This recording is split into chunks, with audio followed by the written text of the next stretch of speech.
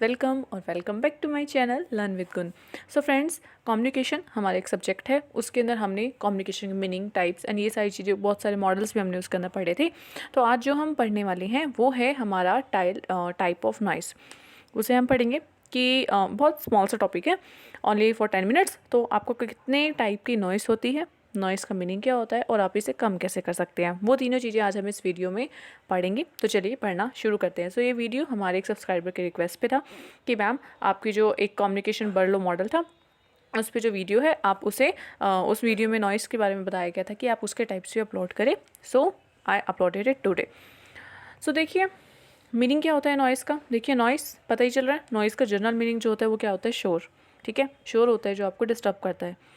तो noise is anything that interferes with communication. अगर आप किसी से कम्युनिकेट कर रहे हैं बट वो कम्युनिकेशन आपका इफेक्टिवली नहीं हो पा रहा है, उसके अंदर कुछ ना कुछ जो है वो इंटरफेरेंस हो रही है, इंटरफेयर हो रहा है, चाहे वो किसी भी चीज़ का हो। ठीक है, उसे हम नॉइज़ कहते हैं। और अब किस किस टाइप का ये हो सकता है, वही आपकी चीज़ हो जाएगी टाइप ऑफ नॉइज़। ठीक है, सो नॉइज़ इज़ एनीथिंग, ये इसका बहुत जनरल सा और काफ़ी सिंप्लीफाइड मीनिंग है। नॉइज़ कुछ भी है that interferes with the communication. Next देखिए, noise can happen on your side. अब दो पर्सन अगर बात कर रहे हैं, सपोज ये है ए एंड ये मिस्टर बी, ये दोनों आपस में बात कर रहे हैं। सो ये किसी भी साइड से हो सकती है। स्पीकर को यहाँ पर पॉडकास्टर मतलब बोलते हैं। तो स्पीकर जैसे कि ए है, सपोज कीजिए ये बॉस है एंड ये बी जो है इनका एम्प्लॉय है। तो ये इनकी साइड से भी कुछ प्रॉब्लम क्रिएट हो सकती है और it can happen on the listener side, और जो यहाँ सुन रहे हैं इनके एम्प्लॉय, इनकी साइड से भी कुछ प्रॉब्लम हो सकती है। सो दोनों में नॉइस क्रिएट हो सकती है और इट कैन बिटवीन समवेयर। ठीक है, और ये बीच में भी कहीं राइज हो सकती है, यानी कि सपोज इनका जैसे फ़ोन ख़राब है या इनकी कुछ प्रॉब्लम है इस साइड से, या इनके यहाँ जो जिस एनवायरनमेंट में है वहाँ पे कुछ शोर हो रहा है, या फिर इन दोनों के यहाँ कुछ नहीं है, ये एकदम ओके है कम्युनिकेशन, बट जो बीच में ट्रांसमीटर है उसमें कोई प्रॉब्लम है। सो ये जो है कहीं भी अराइज हो सकती है। तो ये होती है बेसिकली नॉइस, जिससे कि आपके कम्युनिकेशन में इंटरप्शन होता है, आप कम्युनिकेशन जिससे इफेक्टिवली नहीं कर पाते।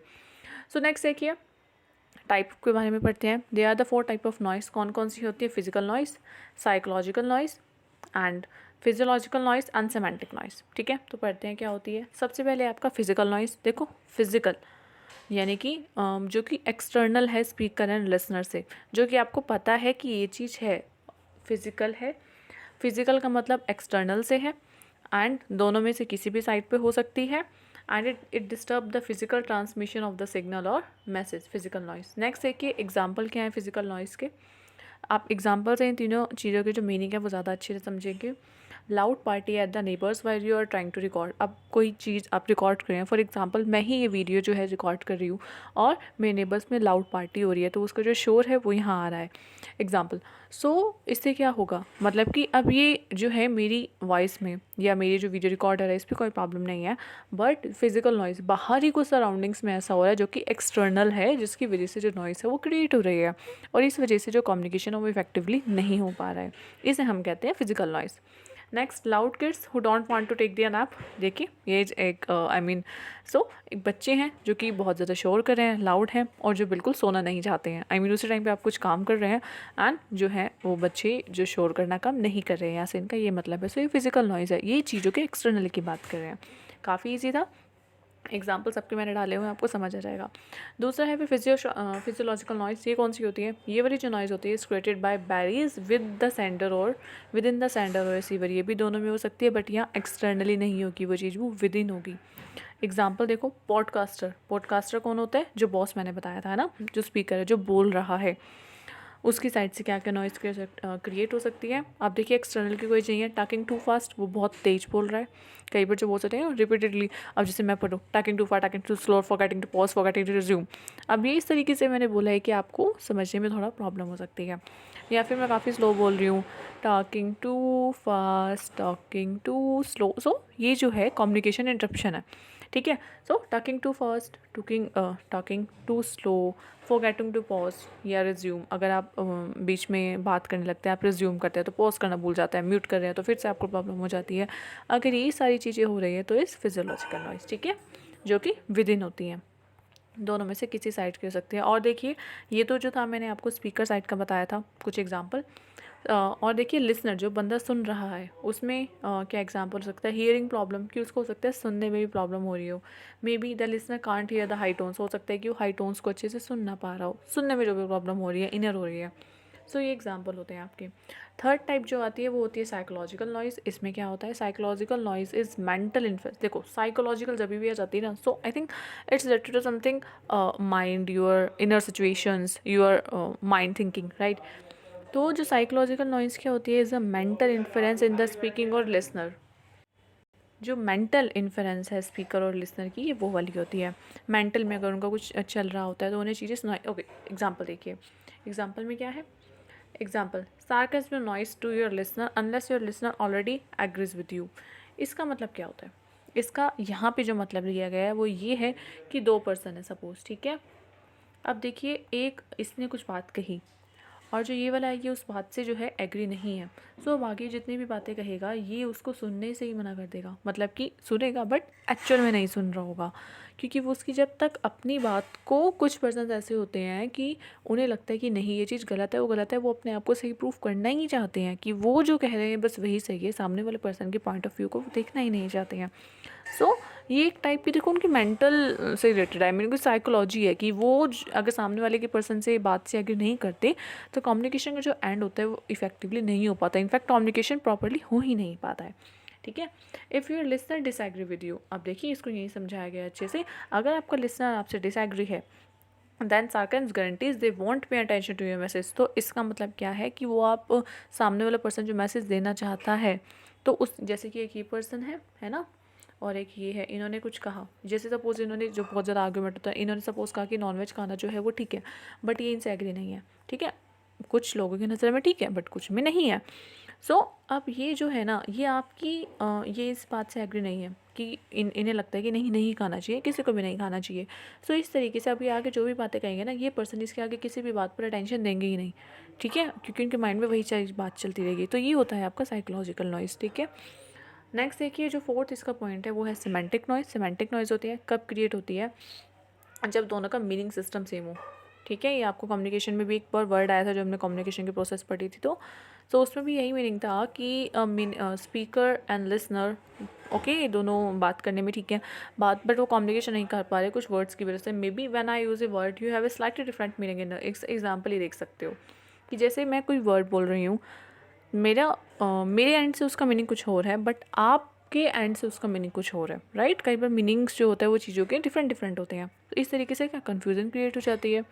तो यही होता है आपका सिमेंटिक नॉइज़। तो एग्जाम्पल इसका आप यही डाल सकते हैं सिमेंटिक नॉइज़ का कि एक चीज़ के जब डबल मीनिंग्स होते हैं तो इस वजह से दोनों की जो कम्युनिकेशन होता है वो गलत ही हो जाता है, इंटरफेयर तो क्या होगा, इनफैक्ट वो रॉन्ग ही हो जाता है।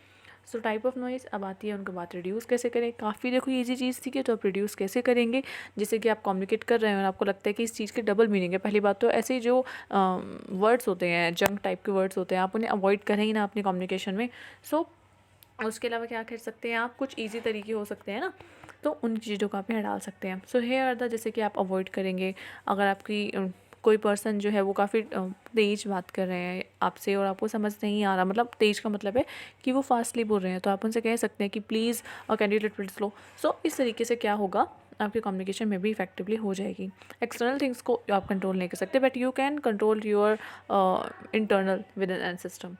सो here are the 3 ways to reduce noise. अब बात आती है, तो ये कुछ जनरल चीज़ें थी जो आप अपनी एंड से भी इसमें डाल सकते हैं, जैसे यहाँ पे मैंने आपको 3 ways बताए हैं, बट इसके अलावा जो है आप अपने एंड से भी नॉइस को रिड्यूस करने के काफ़ी सारे जो ईजी मेथड है, जैसे डबल मीनिंग वर्ड्स का यूज़ नहीं करना, अपना सिस्टम जो है एक्सटर्नल जो उसको ठीक रखना, तो ये सारी चीज़ें आप कर सकते हैं। तो क्या है यहाँ पे रिड्यूसिंग वे करने की, make your language more precise.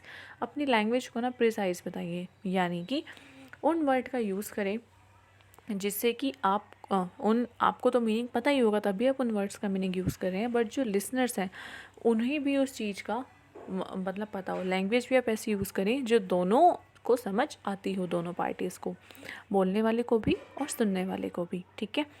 Next हो जाए प्रैक्टिस स्पीकिंग। आप कहीं पर अगर सपोज स्पीच देने जा रहे हैं तो ऑफ कोर्स आप उसके लिए प्रैक्टिस करते हैं। तो आप कहीं भी प्रेजेंटेशन दे रहे हैं या कुछ भी आप और काम कर रहे हैं तो आप बोलने की प्रैक्टिस कीजिए। Practice using your recording and editing tools. तो प्रैक्टिस में आपके सिर्फ बोलना ही नहीं बल्कि चीज़ों को इंस्टेंटली रिकॉर्ड करना, एडिटिंग टूल्स, ये सब भी आपको आने चाहिए, ठीक है। बिकॉज आप कई बार क्या होता है कि हम प्रिपरेशन तो कर लेते हैं, सपोज़ आपका कोई ऑनलाइन स्पीच कॉम्पिटिशन है, बच्चों का जैसे होता है, तो वो हम स्पीच उन्हें बोलना सिखा देते हैं, बट एंड मोमेंट पे कब पॉज करना है, कब रिज्यूम करना है, कब स्टार्ट करना है, कैसे एडिटिंग और ये सब चीज़ें करनी है, तो इसमें प्रॉब्लम क्रिएट हो जाती है। सो इन सब चीज़ों की भी आप पहले से प्रैक्टिस कीजिए, ठीक है। सो ये कुछ है। थर्ड थिंग देखिए, invite feedback. Sometimes listener hesitate before they respond. कई बार जो होता है, जो सुनने वाले होते हैं वो अपना रिस्पॉन्ड नहीं करते हैं हेजिटेशन वगैरह की वजह से। सो इसलिए आप फीडबैक ज़रूर लें, क्योंकि फीडबैक से आपको अपनी ही कमियां जो होती हैं, अच्छी चीज़ों के साथ साथ आपको कमियां भी पता चलती हैं, जिससे आप नेक्स्ट टाइम दूर कर सकते हैं, ताकि आपका दोबारा जो कम्युनिकेशन है वो इफेक्टिव हो, उसमें कोई नॉइस ना क्रिएट हो।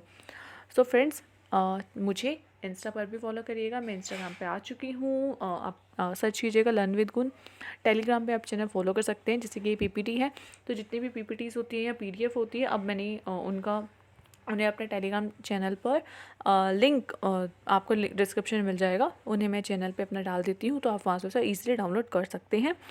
So stay tuned, and request जो है काफ़ी सारी पेंडिंग है, मैं को ज़रूरी कोशिश कर रही हूँ कि उन्हें फास्टली कंप्लीट करूँ। Till then stay tuned, bye bye, thank you.